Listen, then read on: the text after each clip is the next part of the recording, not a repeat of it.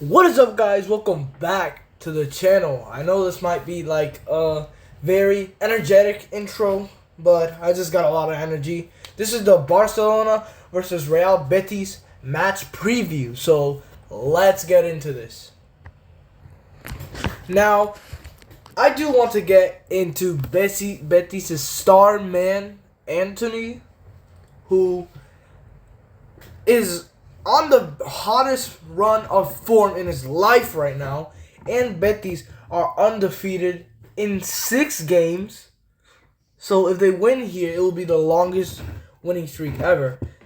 Anyways, let's back into Antony, who I believe will make a major contribution in this game, and I think that if he scores in this game or assists, maybe it'll be the Isco, because that Antony Isco duo is unstoppable. Or maybe even Cujo Hernandez, the new winter signing that Betis made. So, yeah. And now going into this Barcelona versus Atletico Madrid game again. Like I said on my post-match yap session, yeah, Ferran Torres, this guy's on a different level. But we'll talk about him later. This game, I believe, the second leg was better in terms of Barcelona. And, obviously the result was better than the first leg because we actually won in this result. Now we're through to the final. And, yeah. Next, I do want to talk about Ferran Torres, as I mentioned him just a couple minutes ago. This guy almost has 20 goals. He only needs 4 more goals to get 20. Do you know how crazy that is? This guy was once a flop in Barcelona, and now look at him. He scored in 3 games. That's 3 games in a row, marking that Atletico Madrid game where Ferran Torres has scored. He scored against Osasuna. He scored against Girona. He scored against Girona. He scored against Atletico Madrid. And then again, before those Osasuna, Girona, and Atletico Madrid game was that Atletico Madrid game, also at the Metropolitano. So Ferran Torres has scored in 4 games in a row, which is crazy. Alright, now moving on to our UEFA Champions League. The next match we'll be playing is the quarterfinals against Dortmund at Montjuic on April 9th at 3 p.m. Eastern Time. And,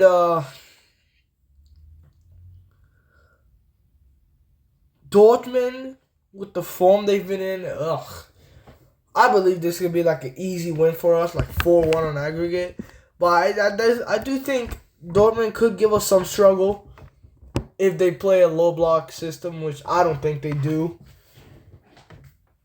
Because that's not Niko Kovac's ball, to be honest.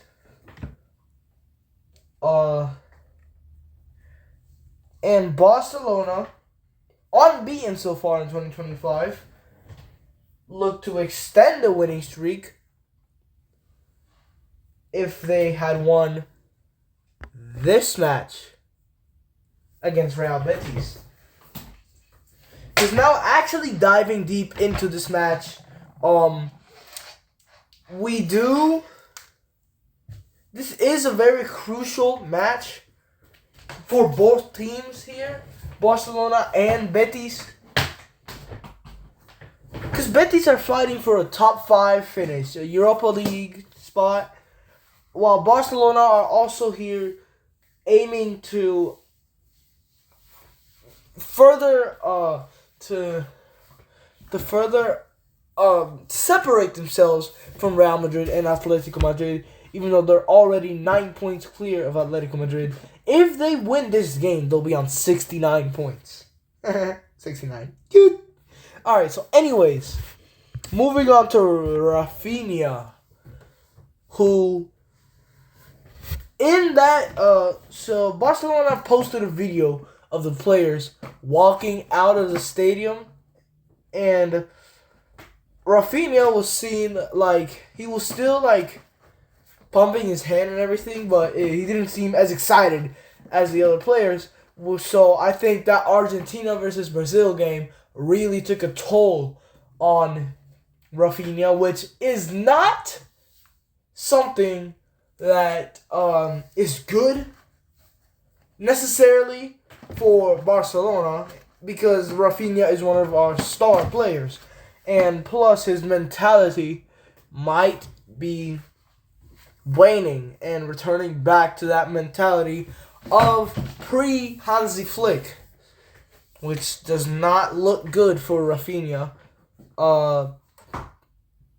And you just hope Rafinha keeps up this amazing form he's had with Barcelona and not let that Argentina-Brazil game get to his head any further.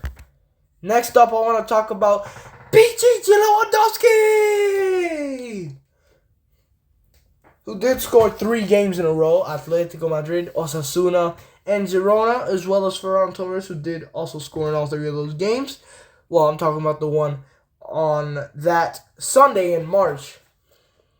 And Robert Lewandowski, who is 36 now, about to turn 37 in August.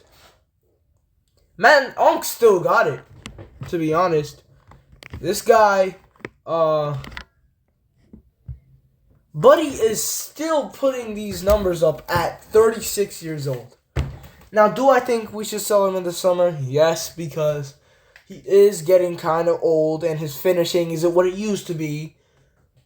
But I do think we should not sign like a top striker like Gyökeres or Haaland, not because it will break the budget, but because I don't think they'll fit into this Hansi Flick system. I might be wrong. This might be a zero ball knowledge take, but me personally, I just don't see them fitting into this system because it's kind of different from what they play at their clubs. So, yeah, I don't see them fitting into the system. Next, Frankie de Jong. Frankie de Jong had an exceptional performance in all of those games. He had an exceptional performance versus Girona and Atletico Madrid, despite the little amount of playing time he was given against Girona. Well, because he played a lot of time in that Atletico Madrid game. And he actually did build up a lot of attacks. He actually built up the attack to that Ferran Torres goal in the Copa del Rey semifinal second leg, and he also built Lewandowski's third goal attack against Girona. Wait, no, Lewandowski's second goal and the overall third goal. My mistake. Against Girona, and this guy's something special, man. Just because of his bad run of form, because he was just returning from injury, doesn't mean he form. You know what they say? Form is temporary. Wait, no. How did it go like again? Form is temporary, class is permanent. I'm pretty sure that can be applied to Frankie de Jong because this guy is a special talent.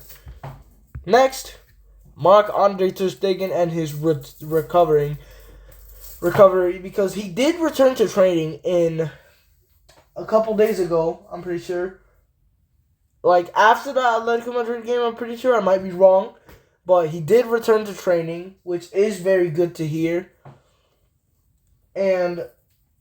But I don't think we should speed up his recovery process. I think he should be given time to rest. And if they want to play ter Stegen in European competitions, Szczęsny would have to be dropped from the squad. Now, speaking about injuries, although I didn't add him to the pictures list, I want to talk about Marc-Andre ter Stegen. I mean, not Marc-Andre Ter Stegen. I just talked about him.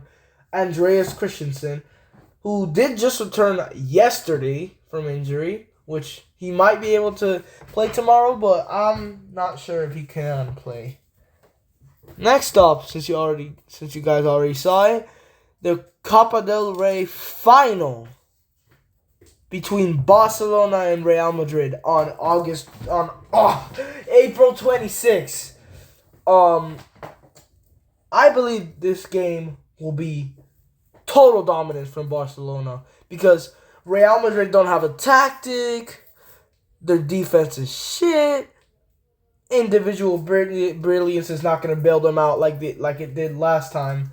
There's no last time.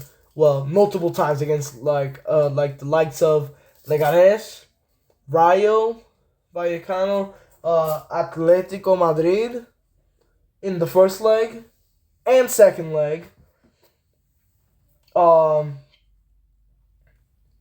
Also against Atalanta because they were losing that game and were on the brink of getting eliminated, but somehow they pulled off a comeback. I'm pretty sure. I don't think they were ever losing that game though. But yeah, I don't think Real Madrid are winning this game. Not just from a Barca fan's point of view. Like looking at the Clásicos this season and at the future Clásicos and maybe the Champions League final, but it's way too early to be thinking about that. Yeah, I think Barcelona could win this game by like 4-2 or 5-1. Cause like with the way this Real Madrid defense has been playing, I'm not surprised if Barcelona even managed to put 6 past them. But I do believe Mbappe will score this game because he has been cooking recently. All right, so that was my match preview of Barcelona versus Real Betis. And I will see you guys next time.